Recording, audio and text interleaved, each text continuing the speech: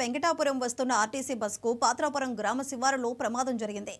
Bus tyre బోల్ట్లు విరిగిపోవడంతో bus చక్రం ఊడిపోయి పక్కనే ఉన్న మొక్కజొన్న చేలోకి పడిపోయింది.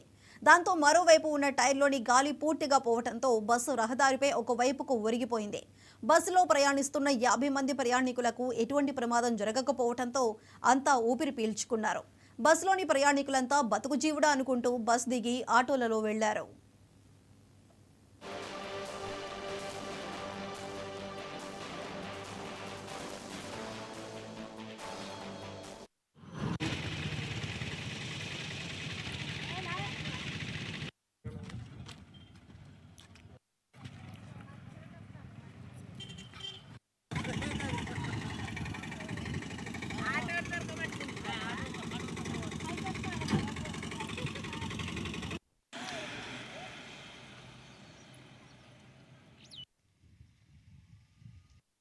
Bus tyre ఊసిపోయేది.